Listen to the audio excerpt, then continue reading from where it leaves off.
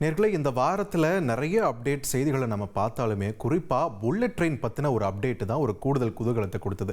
வழக்கமாக வெளிநாட்டு காட்சிகளில் பார்த்த புல்லட் ட்ரெயின் இந்தியாவிலையும் ஓட போதா அப்படின்ற ஒரு எக்ஸைட்மெண்ட் தான் அதுக்கு காரணம். ஸோ இந்த முதல் வழித்தடம் எந்த வழியாக இந்த புல்லட் ட்ரெயின் பயணிக்க இருக்கிறது அப்படின்ற விஷயம் தான் இங்கே பிரதானமாகுது. மும்பை மற்றும் அகமதாபாத் இடையே தான் இந்தியாவின் முதல் புல்லட் ரயிலானது பயணிக்க இருக்கிறது. இதனுடைய வழித்தடத்தை தான் நம்ம திரையில் பார்த்துட்டு இருக்கோம். மொத்தம் 12 ஸ்டேஷனோட மும்பையில் ஆரம்பித்து தானே, விரார், போய்சர், வாப்பி, பெலிமோரா, சூரத், பரூச், வதோதரா, ஆனந்த், அகமதாபாத், அதனை ஒட்டியிருக்கக்கூடிய சபர்மதியில் கடைசி ஸ்டேஷன்.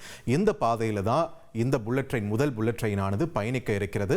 இதில் பார்த்தோம்னா மும்பை இந்தியாவின் பொருளாதார தலைநகரம். குஜராத்தை பொறுத்த வரைக்கும் அதிக அளவில் பொருளாதார முதலீடுகளை தற்பொழுது ஈர்த்து கொண்டிருக்கக்கூடிய ஒரு பகுதியாக இருக்கிறது. இதற்கு இடைப்பட்ட பகுதிகளிலுமே 2 பிஸ்னஸ் சென்டர்ஸை டெவலப் பண்ணணும். இந்த மாதிரியான ஒரு கண்ணோட்டத்தோடு தான் இந்த ப்ராஜெக்ட் ஆனது ஓப்பன் பண்ணப்பட்டது. அதாவது 2 தடத்துக்கும் இடையே பயணிகளின் இந்த டிரான்ஸ்போர்ட் அப்படின்றதையும் தாண்டி பொருளாதார ரீதியாகவும் அந்த வழித்தடத்தை நம்ம மேம்படுத்தணும் அப்படின்றது தான் இதோட பாயிண்டாக இருக்குது.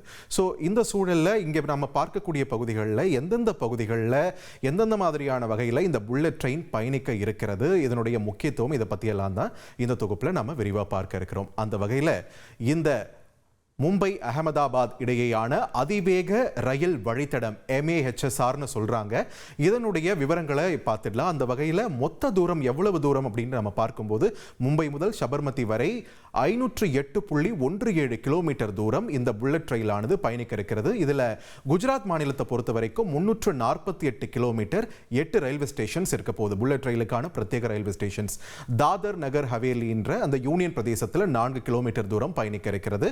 மகாராஷ்டிரா மாநிலத்தை பொறுத்த வரைக்கும் 156 கிலோமீட்டர் பயணிக்க இருக்கிறது. 4 புல்லட் ரயில் ஸ்டேஷன்ஸும் அங்கே இருக்க போகிறது. ஸோ அடுத்து இது இவ்வளவு தூரம் பயணிக்க இருக்குது. நம்ம இந்தியாவை பொறுத்த வரைக்கும் திடீர்னு ஆட்கள் ரயில்வே கிராஸ் பண்ணி போவாங்க. மாடு, எருமை, இந்த மாதிரியான விஷயங்கள்லாம் இங்கே வந்தே பாரத் ரயில் கூட இந்த சிக்கல்களை தான் சந்திச்சு. இதை மீண்டு கொண்டு வர போகிறோம் இந்த புல்லட் ரயிலை பொறுத்த வரைக்கும் இவ்வளோ வேகத்தில் போகுதே அப்படின்னும் போது இதற்கான பிரத்யேக கட்டுமான பணிகள் தான் போயிட்டு இருக்கு. அந்த வகையில் வியாடக்ட் அப்படின்னு சொல்லப்படக்கூடிய ஒரு மேம்படுத்தப்பட்ட பாலங்கள், அந்த பாலங்கள் 465 கிலோமீட்டருக்கு செயல்பட இருக்கிறது. தண்ணீர் மீதான அந்த பாலங்கள் கட்டுறோம் இல்லையா, அது நமக்கு வழக்கமாக தெரிஞ்சது. அது ஒரு 10 கிலோமீட்டர் தூரத்திற்கு. சுரங்கப்பாதை என்ற அளவில் 21 கிலோமீட்டருக்கு, அதில் கடலுக்கடியில் தானேவின் கடலடி பகுதியில் 7 கிலோமீட்டருக்கு பயணிக்க இருப்பதாகவும் சொல்லப்பட்டிருக்கிறது. மலையை குடைந்து 5 கிலோமீட்டர் தூரத்திற்கு அந்த வழியாகவும் புல்லட் ரயில் பயணிக்க இருக்கிறது. அதுவும் இல்லாமல் கட்கவர் என்ற முறையில் அமைக்கப்படக்கூடிய ஒரு சுரங்கம், ஒரு பெரிய குழி தோண்டி இந்த புல்லட் ரயில் போறதுக்கான பாதை கட்டமைக்கப்பட்டு அதன் பிறகு அந்த குழியானது மூடப்படும். இந்த மாதிரியான முறையில் கட்டப்படக்கூடிய அந்த சுரங்கம் ஒரு 7 கிலோமீட்டர் தூரத்திற்கு. மும்பை இல்லைன்னா அகமதாபாத் இந்த மாதிரியான பெருநகரங்களில் இந்த முறையில் இந்த புல்லட் ரயிலானது பயணிக்க இருப்பதாகவும் சொல்லப்படுகிறது. ஸோ அப்படி எந்த வேகத்தில் தான் இந்த ரயில் போக போகுது அப்படின்னு நம்ம பார்க்கும்போது இந்த புல்லட் ரயிலுடைய அதிகபட்ச வேகம் 350 கிலோமீட்டர் ஒரு மணி நேரத்திற்கு என்ற அளவில் இருக்க போகிறது. ஆனால் செயல்பாட்டு வேகம் அப்படின்ட்டு பார்த்தோம்னா 320 கிலோமீட்டர் ஒரு மணி நேரத்திற்கு என்ற அளவில் தான் இருக்க போகிறது. சராசரி வேகமாக எவ்வளோ சொல்றாங்கன்னா 250 கிலோமீட்டர் ஒரு மணி நேரத்திற்கு என்ற அளவில் தான் போகும். இந்த தேவைகளை பொறுத்து 200 கிலோமீட்டர் வரைக்கும் கூட இது குறைக்கப்பட வாய்ப்பு இருக்கிறது. பட் ஸ்டில் 200 கிலோமீட்டர்ன்றதே ஒரு பெரிய வேகம் தான். அதனை தாண்டி நம்ம உச்சத்துக்கு பயணிக்க இருக்கிறோம் அப்படின்றதும் இங்கே முக்கியத்துவம் பெறுகிறது. ஸோ இது எப்படி செயல்படுத்த இருக்காங்க இந்த புல்லட் ரயில் என்னும்போது 2 விதமான சேவைகளானது வழங்கப்பட இருக்கிறது. ஒன்று அதிவேக சேவை. இந்த சேவையை பொறுத்த வரைக்கும் இந்த 12 ஸ்டேஷன்ஸ் நம்ம பார்த்தோம் இல்லையா, அந்த 12 ஸ்டேஷன்லுமே இந்த புல்லட் ரயிலானது நிற்கும். இதனுடைய பிரயாண நேரம் எவ்வளவு இருக்க போகிறது?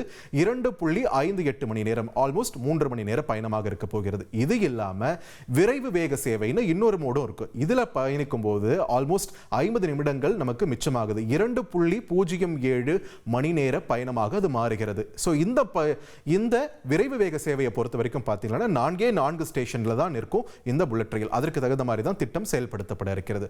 ஸோ இவ்வளவு ஒரு பிரம்மாண்டமான திட்டம் எவ்வளவு செலவு பண்ணிட்டு இருக்காங்க அப்படின்ட்டு பார்த்தீங்கன்னா ஜப்பானுடனான இணைந்த ஒரு கூட்டமைப்பில் தான் இந்த திட்டமானது செயல்பட இருக்கிறது. அந்த ஜப்பானில் அந்த ட்ரையல் கோடின ட்ரெயின் அந்த காட்சிகளையும் நம்ம 2 நாளைக்கு முன்னாடி பார்த்துருப்போம். அந்த வகையில் இந்தியா தரப்பில் இருந்து, அதாவது மத்திய அரசு தரப்பில் இருந்து 17,000 கோடி ரூபாய் தரப்பட இருக்கிறது. மகாராஷ்டிரா மற்றும் குஜராத் மாநில அரசுகள் தரப்பில் இருந்து 5,000 கோடி ரூபாய் பங்கு. அதுவே ஜப்பான் நாட்டின் JICA என்ற அமைப்பு, அதாவது சர்வதேச அளவிலான திட்டங்களை செயல்படுத்தக்கூடிய அந்த JICA அமைப்பின் மூலமாக 88,000 கோடி ரூபாய் கடன் வழங்கப்பட இருக்கிறது. இதுக்கு இந்த புல்லட் ரயில் செயல்பாட்டிற்கு வந்து ஒரு 15 ஆண்டுகள் தாண்டி 50 ஆண்டுகளுக்கு 0.1% என்ற அளவில் வட்டி கட்ட இருக்கும்.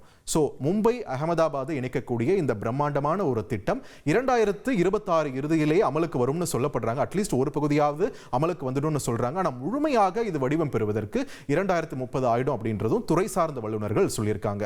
ஸோ சென்னைக்கு இந்த புல்லட் ரயில் வருமா அப்படின்ற ஒரு கேள்வியும் இருக்கு இல்லையா? நாமளும் ஒரு முக்கியமான இம்பார்ட்டன்ட் ஒரு காரிடாராக இருக்கும் பிஸ்னஸை பொறுத்த வரைக்கும். அதை அடுத்த காட்டில் பார்த்துருக்கலாம் அதுக்கான விவரத்தை. அதில் பார்க்கும்போது சென்னைக்கு என்ன நிலவரம்னு பார்த்தோம்னா, சென்னை, பெங்களூரு, மைசூரு இந்த 3 இடங்களையும் இணைக்கக்கூடிய புல்லட் ரயில் திட்டமானது மத்திய அரசிடம் இருக்கிறது. அதுக்கு இப்போதான் நிலம் கையகப்படுத்துதல் இந்த மாதிரியான விஷயங்களே தொடங்கி இருக்காங்க.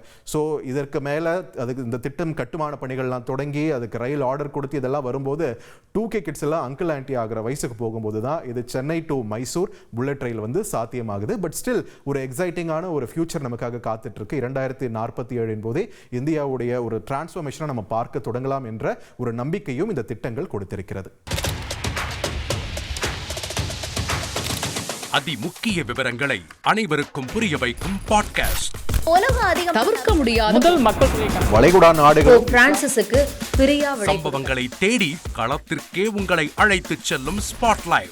அங்க இருக்கக்கூடிய கள விவரங்கள் என்ன? அமலாக்கத்துறை கடந்த 5 வருஷமாவே சார் எனக்கு ரொம்ப பிடிக்கும் அவர் வர்றதுக்காக எங்களுடைய நியாயமான கோரிக்கை. Even at the cost of stopping. பார்வையாளர்களையும் செய்திக்குள் பங்கெடுக்க செய்யும் மக்கள் குரல். 50 ரூபாய் எங்களுக்கு தண்ணிக்கு ஒரு தீர்வே இல்லைங்க 10 வருஷமா. எங்களுக்கு சரியான ஒரு விடிவு கிடைக்கவில்லை. 60,000 ஏக்கருக்கு தான் கேட்கிறோம், பிச்சை கேட்கறாங்க. புத்தம் புதிதாக வித்தியாசமாக ஹெலிகாப்டர்களின் உதவி என்ன படிக்கலான்றதுல பேரண்ட்ஸும் என்கரேஜ் பண்ணணும், ஸ்டூடெண்ட்ஸும் தேர்வு செஞ்சு. எனக்கும் சீமானனுக்கும் பெரிய வித்தியாசம் இல்லைங்க. ஒரு பாயிண்டா சொல்லணும். உங்களுக்கான தலைவர்களை பொழுதுபோக்கு தளத்தில் தேடாதீர்கள், போராட்ட களத்தில் தேடுங்கள். அனைத்தும் உங்களுக்காக. எப்போதும் இணைந்திருங்கள் தந்தி டிவியுடன். தவிர்க்க முடியாத தம்ப்நெயில்ஸ், கலக்கலான கண்டென்ட்ஸ், சினிமாவும் சீரியஸ் பிரச்சனைகளும், பல வருடங்கள் தளபதி இடைவெளி விஜய் படத்துல கலகலப்பும் கைகலப்பும். Me too, love you. Thank you so much. Mass ஏத்துறது ஏற்ற தெரிக்குதுனாலே டன்னு தான். பிரேக்கே இல்லாமல் பிரேக்கிங் நியூஸ் சொல்லும் தந்தி டிவி ஆப். இன்ஸ்டா தலைமுறை வரை இறங்கி அடிக்கும் தந்தி டிவியின் டிஜிட்டல் எக்ஸ்க்ளூசிவ். அது தண்ணிக்குள்ள போகும்போது ஹேங் ஆயிடுச்சு. உங்களுக்கு விஜய் சார் எந்த அளவுக்கு ரொம்ப பிடிக்கும்? Of course, Malayalis are huge Vijay sir fans. ரெண்டு பேருமே ரொம்ப பிடிக்கும் எனக்கு. தந்தி டிவி ஆப்பை இலவசமா டவுன்லோட் செய்யுங்க, ஃபாலோ பண்ணுங்க, சப்ஸ்கிரைப் பண்ணுங்க, என்ஜாய் பண்ணுங்க. செய்திகளை உடனுக்குடன் தெரிந்து கொள்ள உடனே சப்ஸ்கிரைப் பண்ணுங்க.